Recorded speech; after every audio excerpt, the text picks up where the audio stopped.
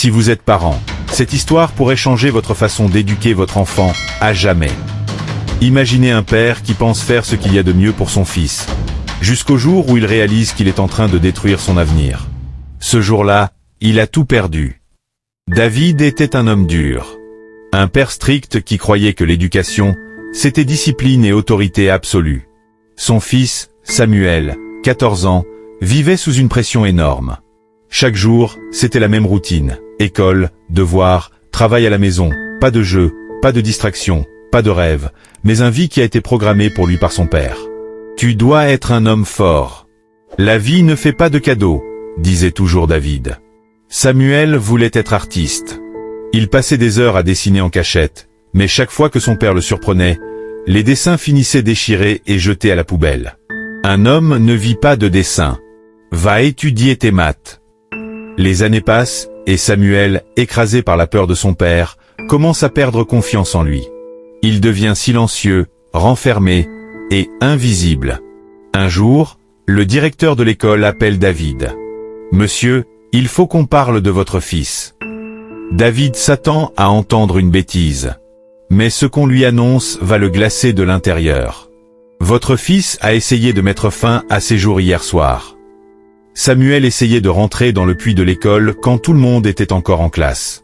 Il avait quitté la classe sous prétexte qu'il voudrait aller aux toilettes.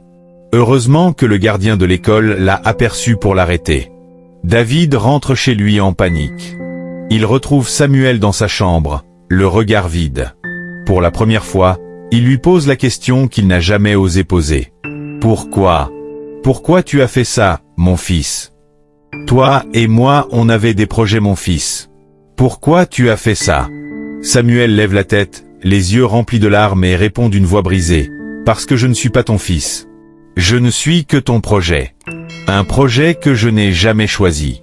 Tu n'as même pas idée de ce que j'aime vraiment. Mon fils était là, sous mes yeux, et je ne l'avais jamais vu. » Ce soir-là, David s'effondre. Il réalise qu'en voulant forger un fils fort, il a brisé un enfant fragile. Le lendemain, il entre dans la chambre de Samuel avec une feuille et un crayon.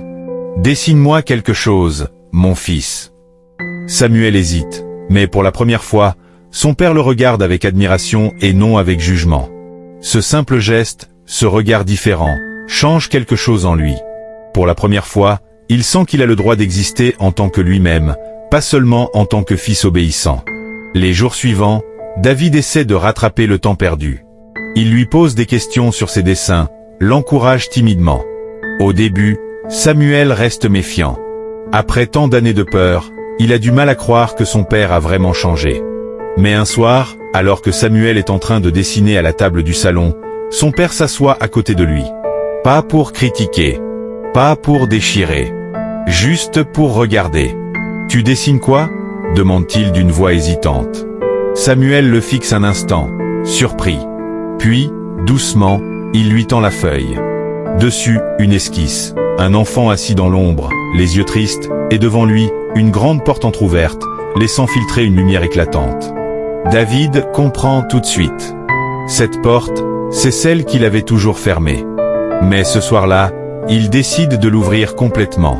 Il prend une grande inspiration et sort de sa poche un petit carnet. « Si c'est vraiment ça que tu veux faire, alors faisons-le bien. » Samuel le regarde, incrédule. Son père vient de lui tendre un carnet d'adresses avec les coordonnées d'un ami d'enfance devenu directeur artistique dans une grande agence de design. « Je veux que tu aies ta chance. Montre-leur ce que tu sais faire. » Le lendemain, tremblant d'excitation et de peur, Samuel envoie son portfolio. Un mois plus tard, il reçoit une réponse. « Votre talent est exceptionnel. Nous aimerions vous rencontrer. » C'est le début d'un long chemin. Samuel passe par des hauts et des bas. Il travaille dur, apprend, s'améliore. Et quelques années plus tard, son nom commence à circuler dans le milieu artistique. Aujourd'hui, Samuel est un artiste reconnu, ses œuvres exposées dans plusieurs galeries à travers le monde. Il a fondé sa propre entreprise et inspire des milliers de jeunes artistes à croire en leurs rêves. Et au premier rang de toutes ces expositions, un homme est toujours là. David, son plus grand fan. L'homme qui, autrefois, lui avait interdit de rêver, est aujourd'hui celui qui parle le plus fort de son talent. Un enfant n'a pas besoin d'un général, il a besoin d'un guide. L'amour et la compréhension construisent plus que la peur et l'autorité. Un rêve qu'on écrase peut détruire une vie, mais un rêve qu'on soutient peut créer un génie. Partage cette histoire, car tous les parents doivent la voir.